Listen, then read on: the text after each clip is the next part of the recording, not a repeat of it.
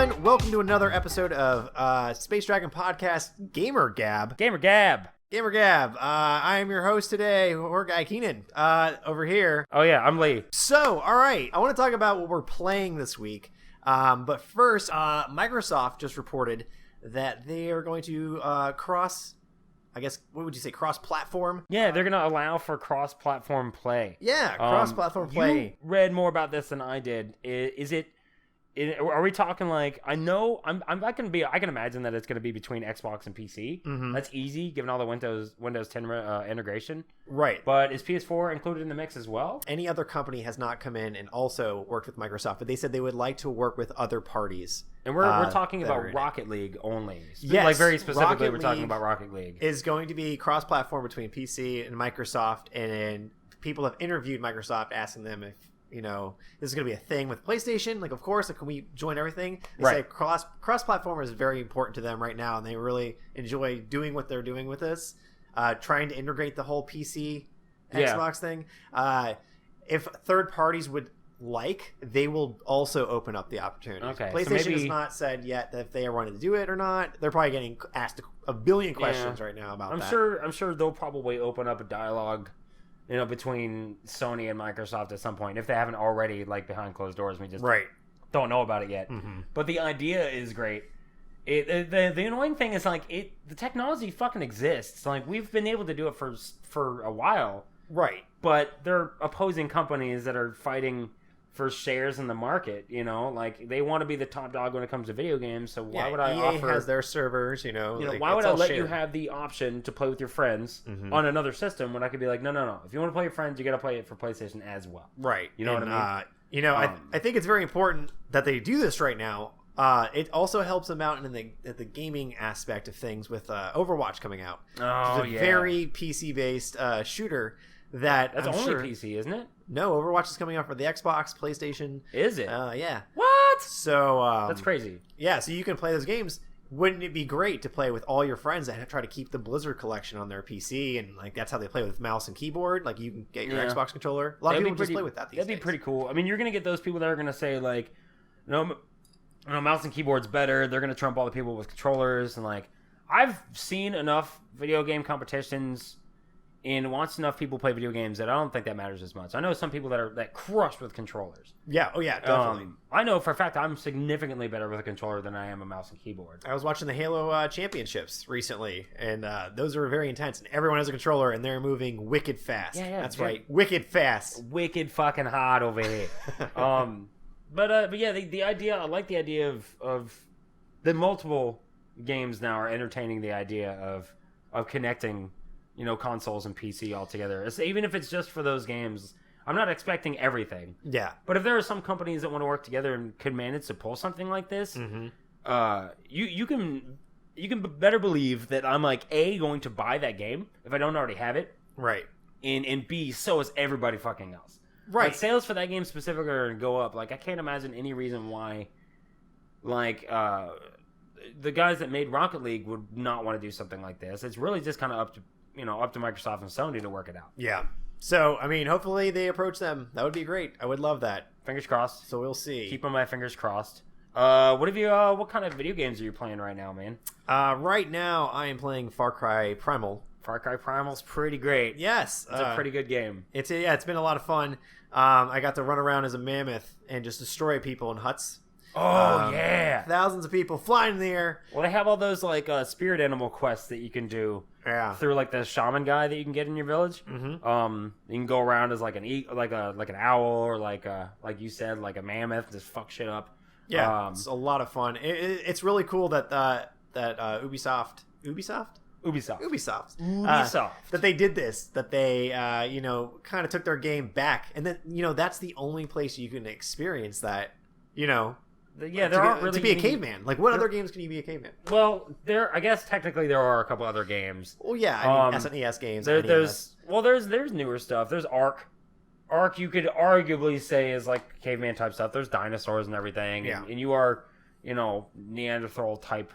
But this is more grounded. There's not as many dinosaurs. Those are really goofy because, like, the whole interface is like a diamond in your wrist opens up and, like, it's like a big HD screen and stuff. So it kind of takes you out of it a little bit.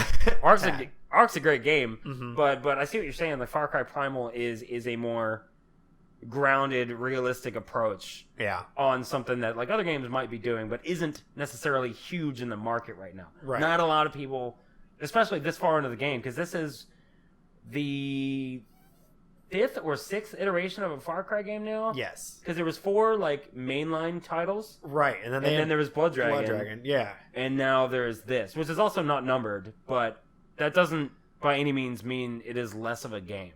Oh yeah. No, Even Blood totally. Dragon was huge. Yeah, and it felt like one of those games they were trying to just squeak out. Like maybe they just did a reskin. They basically just did I mean, the environments are really great in this, and I feel Oh my like god, it's beautiful. Yeah, it looks so much, and it's just so much fun.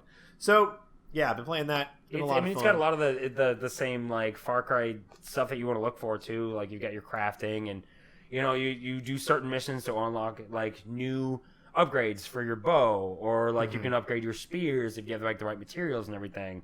It even kind of has one of those, that little like mini game essentially where you collect people and try to build your city, if you will, which is like really cool. I like games that do stuff like that. The Assassin's Creed games used to do it a lot, especially like in the Ezio trilogy, where you would upgrade stuff and like it would build your headquarters would be bigger and better and everything. Oh yeah.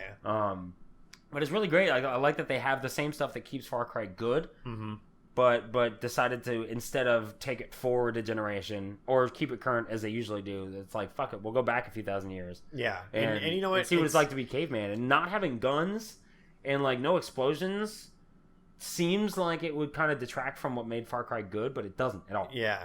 It kind of feels like they're making these games these days. Like, we have our Far Cry Primals and we have our Dead Islands, and like they kind of like that defines like the zombie game right there. The big open world games. Yeah, and just running, literally being able to just jump kick and fucking axe a zombie's head off, and just being able to do that in that game. You're gonna buy that game. Dead Island, those are cool. And they're making like a second one.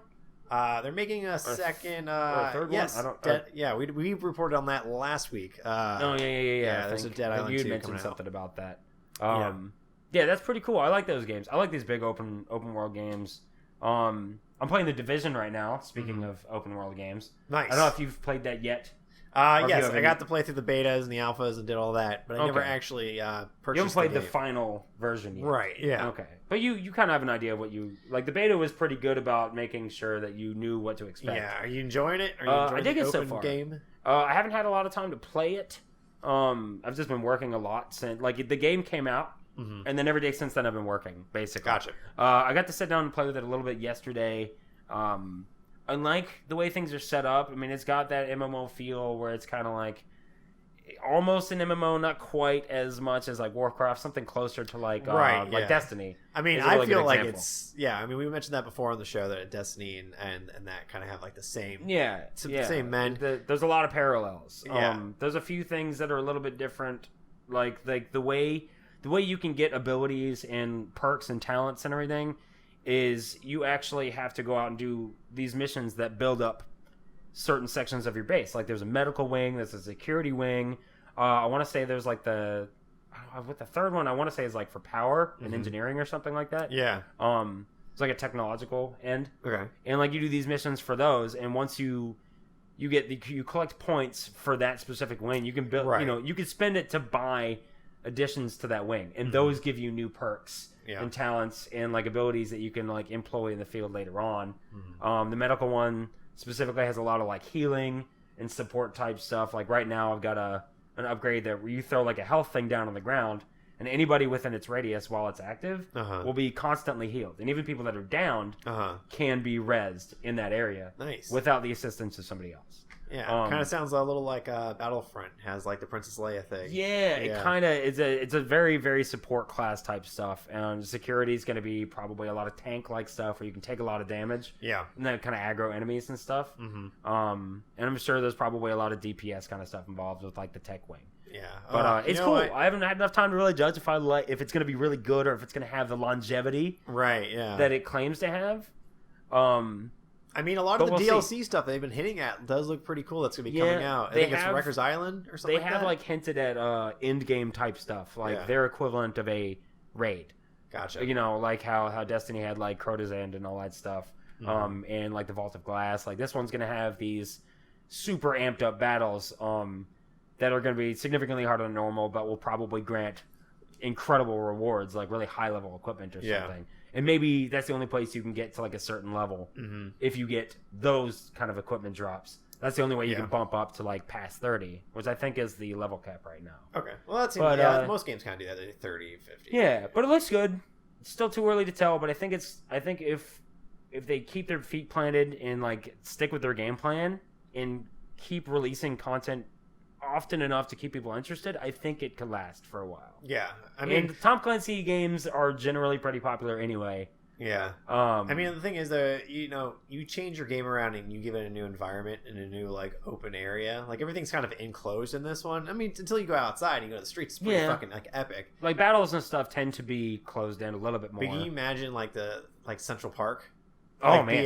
Like DLC or something, like, especially... I bet there probably will be. Oh, like, yeah. I mean, if you pull the map out far enough, like, it looks like there's other stuff that is developed out there that you can't really access right now. Yeah, but upstate I mean, New York that's and stuff probably like that. There's probably going to have stuff like that where they're going to have these big open new like areas that you can explore instead of like what Destiny did. Where I'm hoping they don't do what Destiny did, where they kind of offer new areas, but they really just give you new missions in old areas. Like that's what Destiny did. Yeah, I'm hoping that like with the Division, I'm hoping that they do something like that where they open up these other parts surrounding that area in New York. Right, yeah. Like Central Park or something like that would be fucking there's incredible. different ways to, bend that mold of that type of game, I mean, it's kind of something that's been building and kicking off. Kind of like these MOBA games. MOBA games, yeah. Like, everybody wants to go, and play, was it Smite? Yeah, and, Smite, like League of Legends and stuff like that. That's a huge market right now. I am not personally into that game type. Yeah, no, I played a few, but I just I can't enjoy them, especially whenever like most of them are purchased characters. And those are all the fun characters. Well, that's why that's such a successful model. It's that free to play model where you have all these microtransactions that run the game. Like that's what keeps that game alive.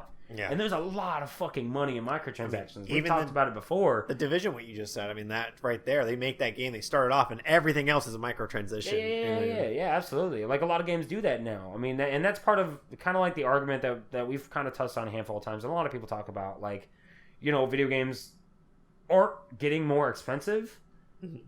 I mean, you could argue that they are with DLC and season passes and stuff like that, but they haven't really gone up in price fucking ever. Like, you go back and look at, like, the average price of a Nintendo game, it's like $50-$60. It hurt your wallet pretty bad. And that sucked back then, and now it's pretty affordable, but you're still not paying more. You're basically buying the base game for cheaper, which is kind of arguably a better model in my opinion. That way, like, if you don't really like the game, you didn't spend full price. Exactly. Hey, I got a question for you. Yes. What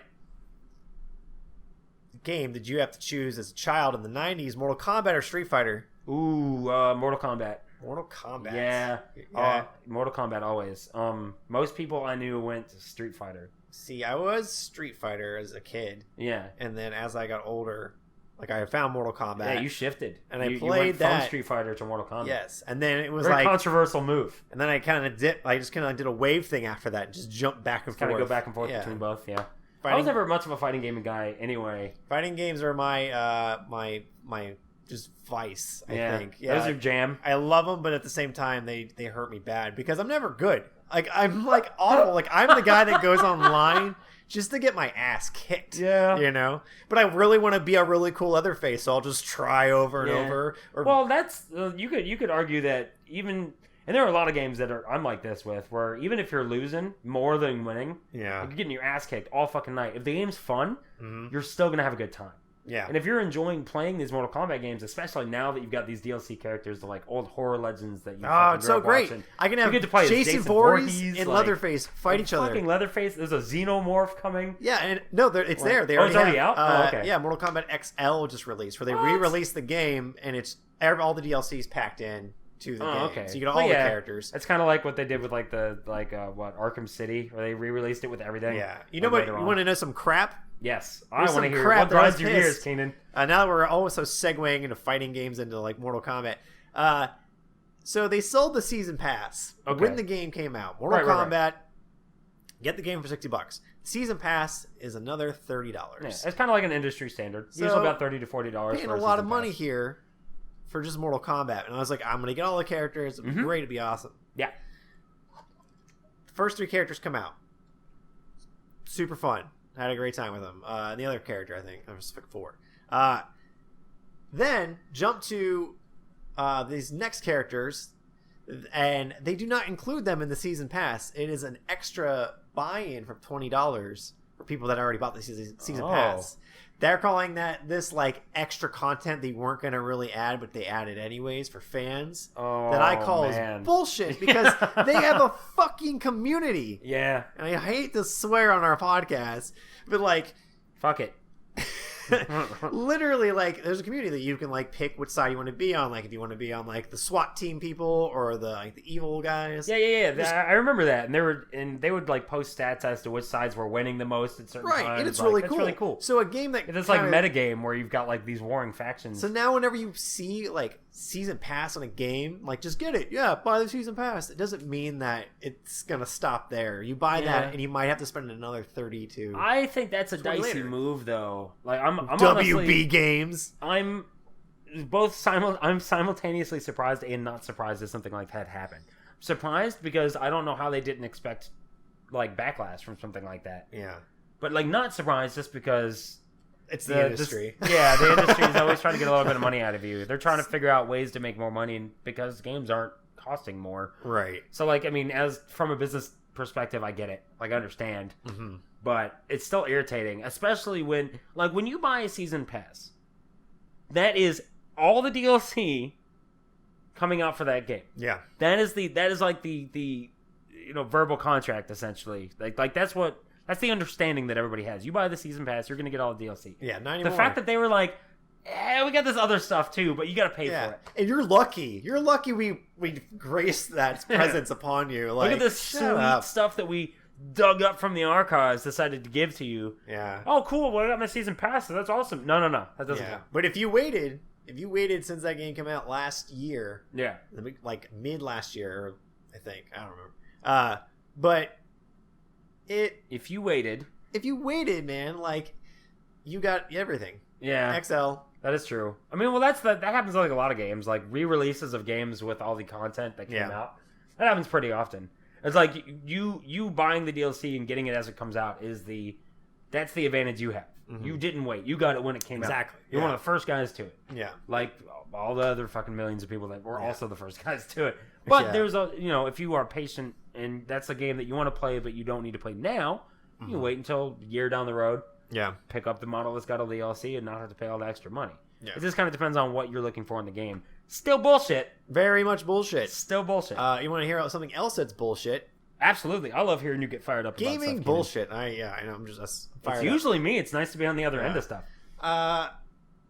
These new smart TVs, they come with every app. Oh, yeah. They're pretty great. They're awesome. My TV I had to put the Wi-Fi password into my TV. That was weird. Yeah, I had to put my email address and it says thank you for logging in when I turn my TV on. Right? I'm like, what the fuck? That's pretty crazy. There's an app for video games.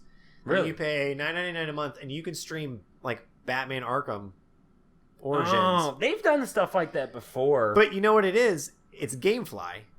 They started it in like Europe or like Norway or somewhere, like really very like close. Smaller audience where they tested it. They tried it out. It's pretty popular. Let's bring it to the States, And I tried it. Like, you plug a USB controller into your TV, and you just play the game.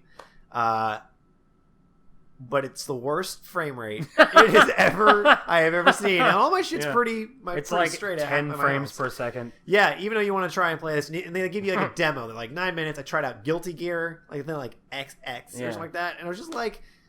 It was like Batman Origins, Guilty Gear XX, and there's like a lot of like other like really I can imagine weird though games. Like no top list games either. Now, okay, so you're saying the frame rate's bad, right? Yes. Frame rate absolutely terrible. Right, just trying to push through onto your. Now, is app. the lag bad, or did they have to sacrifice frame rate to make sure the lag isn't bad? I think it's just bad. It's the app. The app. Itself, everything about it just sucks. It's just really awful. Just thumbs down on all fronts. Like, if you're gonna play this game, holy shit, just fucking shell out $200. You own a smart TV. Yeah. Like, there's no reason for this. Yeah, thing that to makes exist. sense. I can get that. Well, that's something that they've tried to do before, but I don't think has ever really. Well, Apple TV is like starting to do it. I'm talking like before that, like going to like hotels. Like you could order remember movies. That? You could order fucking. There were some of them that you could order games from, and you would essentially stream from a service to your TV. Remember, you thought you were like rich when you were a kid. Yeah, and that was the shit. I mean, and it was fucking laggy and glitchy as hell. Yeah. So I'm glad to see the technology really went somewhere in that industry. Yeah. But that's a difficult service, especially if you don't have the startup to ensure that service stability is going to be there. Mm-hmm. You know, or else you have to start sacrificing frame rate so that it doesn't lag nearly as bad, and it probably still lags really bad. Right. You don't have nearly enough servers running. It's for not like there that. yet. Yeah, it's a nice try, but not there yet. I mean, the idea is good. It's not a terrible idea. Yeah. I mean, especially going through your TV. They charge you an insane amount of money to play these like really like CD rated or graded games. You know? But it all depends, though. I mean, it's you are paying for the ability to not have to go out, buy a system, buy the game. I want to put you're hanging out. Let's say you don't have any consoles. You're not like a video game. I would call this person an idiot if I met them and they were playing Batman Origins through the USB in their TV. I mean, I was going to get worried that you're going to call our fans idiots, but the person that you're talking about doesn't care about video games, so we're probably good to go. Right. If they're listening to this, they enjoy video games and are already playing them on a real console or a thing or more than likely, yeah. To the small section of our audience that plays video games through TV apps. SpaceDragonCast@gmail.com. Email us if you play through that app on your television. Yeah, actually, I really want to hear. I want to hear feedback. I want to hear one person fight me on it. It's like it's amazing. Fuck you. I have like 4 really great games that I'm playing right now. You heard it, folks. Kingdom wants to fight you. Find me over TV video game streaming services at Horror Guy. That's all right. That's not like I don't know. Whatever. It's probably not going to go anywhere. It'll probably disappear for a few more years, and then it'll come back. We'll try it again. Better than ever. Yeah. Quote unquote better than ever. Technology. Some kind of cool tagline. By the way, we got a correspondent out for VR this weekend. I think he's the Game Developers Conference, GDC. Yes, I'm pretty GDC. sure he's going to this weekend. Mm-hmm. I believe. Well, as of recording, this weekend. Yeah, our buddy Eric's going to be out there checking out some of the stuff they've got to offer. Yeah, apparently the Alone in the Dark sequel for VR, for PlayStation VR, and he's going to try that out. And just a few other things. I know just a lot of really cool stuff, not just VR, but just technology in general. Wish we could be there. Yes. That would be pretty cool. Mm-hmm. But funds and life happened, so... I'm not currently able to do that yet. I decided I needed sound around me in my house when I play games. So yeah, that is true. That is true. Yeah. I want to make sure I'm good here before I start leaving and checking that kind of stuff out. But it's gonna be pretty cool. I can't wait to hear what he's got to say about all that stuff. He's gonna be telling us what he sees in like the VR field up there, which is the hot new subject, I guess. Mm-hmm. Will it succeed? Is it going to be as good as people think it's going to be, or is it going to fail like the previous VR attempts? Yeah, who knows? Mm-hmm. But he's going to tell us all about that next time he comes back. Hopefully on the next podcast. Yeah, fingers crossed. You want to know another game I'm playing? I do. We'll throw right into it. I definitely want to know what other game you're playing. Throw right into it. I'm going to play. I haven't played the new Hitman. Hitman? Oh yeah, Hitman. It's a new It's kind of like the Walking Dead games, how they have like episodes. Yeah. It's like that, but it's going to complete an entire mission. I've heard it's set up. I haven't read a lot about it. It's all hearsay, so I could just be an idiot host. The listeners can decide on that. I'm already there. But I've heard. Well, you want to fight people, so. But I've heard that the way it's an interesting way that they're releasing content for this Hitman game. Like, yes, you essentially when you buy the game. And I don't know price points or anything, so I don't want to start putting numbers out there. But you buy this iteration of the game, you essentially get the intro stuff, and then one level. Yes. Yeah. And then what is it like? Are they doing monthly releases for content, or is it going to be like bi-monthly. I'm assuming it's probably gonna be like they'll release a level like every month or every certain period of time. Right? Yeah. It's annually, like just like DLC. Like that's kind of where we're going with like video more games often these than days. like the quarterly DLC drop. Probably a little more often than that. But you think? Yeah, but I mean, like, so I played the first part of it, and it's pretty cool because you come back to your old like agency and everything like that, and everything's kind of like back to normal because the last ones have been like a little crazy. Yeah. And you're set up to do a mission, and in this mission you have to like find one person that's on like this fake boat in this like yacht, and they have like lights set up in like this big like silo that's out in the middle of fucking nowhere. You just look up and you just see like sky, and everything else is like lit, and there's people all around this boat. They're all having a party, and they're all acting in this like scenario for just you to infiltrate this one person to see if you can do it. Kind of like a training mission almost. Yeah, like but with money, like lots of right. Yeah, you could accidentally fucking murder somebody, I guess. Right, but that's the weird thing is that you can. Yeah, that makes sense that they would put it in a silo away from everybody. Yeah. We don't want just anybody to walk up and go, "Oh, hey, look, I just saw a murder." Yeah, so Square Enix sent this to us, the checkout, and so I'm playing it. And you can just kill people a million ways to one. And there's so many different ways you can do it. Like, that's what I've heard. Like there was a video out that my friend was telling me about. There was a guy that he found like 57 different ways to kill the target. Yes. Like exactly. Unique, like not just coming up from different angles. Like unique different ways to kill this guy, which is fucking insane. Yeah. Here's a piece of bread in your face. You strangled him. You smothered him with a loaf of fucking rye bread. Like. That would be crazy. Yeah, it's weird, but it's a lot of fun. It's just cool, even just messing up because you're like, I wonder if I could just do this, and then like all of a sudden people start coming out of nowhere, and you're like, oh god, nope, can't do that. Yeah, and it's just a lot of fun. So I'll be definitely doing a lot of Let's Plays of that. That's awesome. Very soon. I got that for the PS4. That's very cool. Have you been Now that fucking Rocket League is on Xbox Live, have you been playing that at all? Yes. Yeah. I mean, I played Rocket League. I dipped my toes into it in PC World for a little bit. Okay, it was cool. Yeah. It was fun. But it wasn't until the Xbox where I kind of got really excited and then like the new rendition of it. I mean, like I had a lot more friends playing it, ironically. Right. So it's been a lot of fun. I like it a lot, man. Yeah, I've been playing a lot of it, and it's great because it's the perfect game to sit down if you've only got like 20 minutes. Mm-hmm. Like I'm gonna sit down, play like 2-3 rounds of Rocket League before I leave for work or something like that. That's doable. Yeah. It's not something that you have to get heavily invested in. Like when I'm playing the Division, I'm like I gotta sit down for like a good hour at least, right, to make sure that I'm gonna have enough time to do what I want to do. But Rocket League, you can get on a couple matches, get off, nice 5-minute rounds, super easy. Have you seen the DLC? It's basketball. Oh my god, they're gonna add basketball. It goes up like a hoop. Dude, like that's where the goals are. This isn't even like the first sports thing that they did aside from soccer. Like they've got that 3v3 playlist where you can play hockey. What? Yeah, that's on that dude. Oh my god. Okay, so when we're gonna play fucking Rocket League hockey one night. All right, and it's gonna be awesome. But it's only 3v3, and it's different because nobody's really jumping because it's not gonna bounce. It's just a hockey puck. Yeah. Sliding around on the fucking ice. That sounds fun. So it like kind of changes the dynamic of the gameplay a little bit. It's really fun. That's why I'm excited about this basketball DLC. Yeah. Because it's going to be like a lot more aerial stuff. We're going to see a lot more airplay now. Yeah, the fact that the hoop on each end goes up, like it almost ramps up. Yeah. That just opens like so much more. Like people are going to be like hitting the wall like nuts or whipping up in the air, and it's just going to be. I want to see somebody slam dunk a ball. Like it's totally doable. Like I want to see like somebody pop the ball in the air and somebody else like just do that aerial jet stream and like come down on it.